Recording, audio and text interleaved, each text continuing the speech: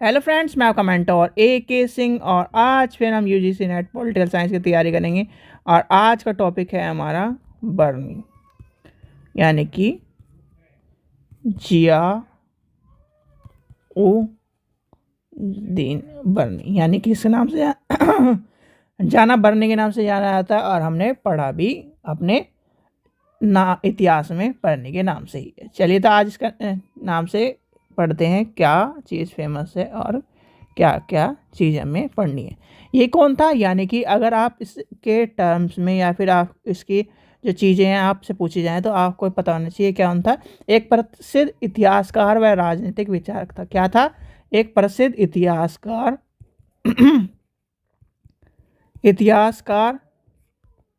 व राजनीतिक विचारक था।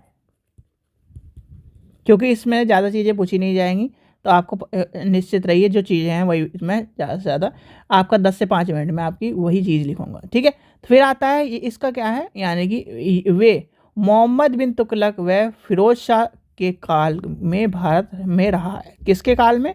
मोहम्मद बिन तुगलक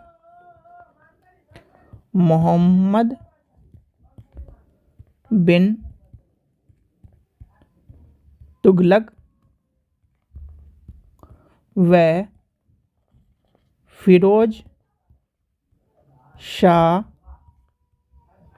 के काल में भारत में रहे। ठीक है, फिर आती है कृति, यानी कि इनकी जो प्रसिद्ध कृति है तारीख फिरोज शाह। लिखिए, क्योंकि जो प्रसिद्ध है उन्हें ज़रूर पता होना चाहिए, क्योंकि ये जो आते हैं आजकल, सही बताऊं तो मैच द फॉलोइंग में आपको देखने के लिए मिलेंगे। यानी कि प्रसिद्ध, ऐसे एक अलग से क्वेश्चन नहीं मिलेगा मैच द फॉलोइंग में। कृति, तारीख फिरोज शाही। और एक और चीज़ मैं आपको बता दूं कि जितने भी आपको क्या है, जितने भी ये मुगल और इस तरह के एम्पायर में पॉलिटिकल में ये सब चीज़ें बहुत ही रेयर है जो पूछी जाए, नहीं तो आपसे पूछी नहीं जाती। जो पूछी जाएंगी महात्मा गांधी, अंबेडकर, इस तरह की जो चीज़ें हैं उनसे पूछी जाएंगी। चलिए, तारीख फिरोज शाह में उन्होंने सुल्तान बलबन से लेकर सुल्तान फिरोज शाह के राजकाल में प्रथम 6 वर्ष तक का इतिहास लिखा है। किसका इतिहास लिखा है? 6 वर्ष का इतिहास लिखा है। बर्नी ने इस्लामिक राज्य पर बल दिया है। किस पर बल दिया है? बर्नी ने इस्लामिक राज्य पर बल दिया है। अब इनकी कुछ रचनाएं इंपॉर्टेंट है, रचनाएं आपको, क्योंकि रचनाओं के ऊपर आपको क्वेश्चन देखने को मिलेगा। तो रचनाएं लिखिए, रचनाएं। सबसे पहले आएगी फिता-ए-जहांदरी।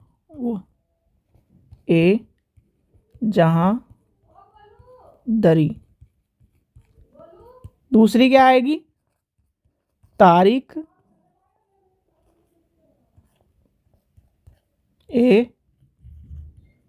फिरोज शाही।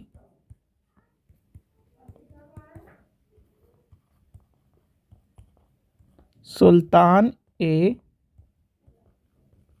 कबीर।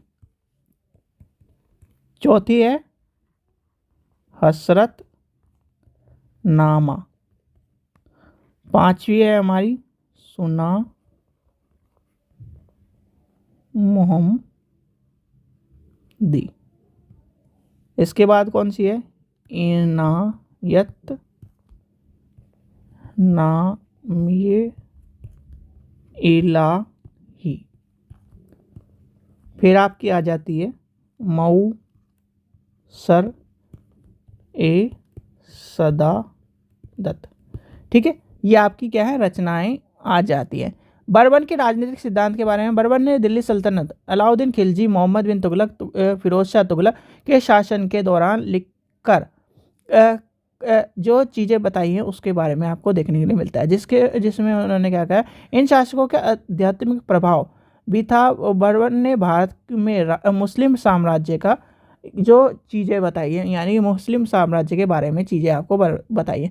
बर्बन ने राजनीति सिद्धांत में 3 प्रमुख लक्षण को बताया।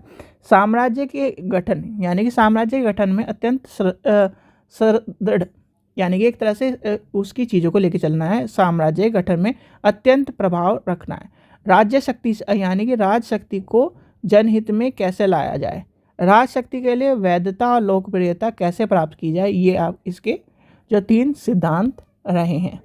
फिर आ जाती है राजनीतिक और नैतिकता की बात। बर्मन का मानना था कि शासन को व्यक्तिगत एवं राजनीतिक दोनों जीवन में नैतिक और धार्मिक आचरण का प्रयोग करना चाहिए, जिसका उल्लेख कुरान और यानी कि कुरान और शरीयत में दिया गया है। परंतु उनके ये माना गया है कि आवश्यकता पड़ने पर नैतिक और धर्म को साधनों को परित्याग कर देना चाहिए।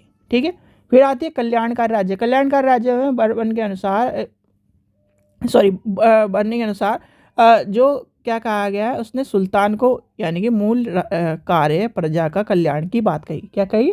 कल्याण की बात कही है। विधि के शासन में बर्नी ने कहा है कि विधि 2 रूपी विभाजित होनी चाहिए। पहले में शरीयत और दूसरे में क्या बताया उसने, जो पैगंबर साहब ने शिक्षा दी उसके आचरण के हिसाब से लेके चलना चाहिए।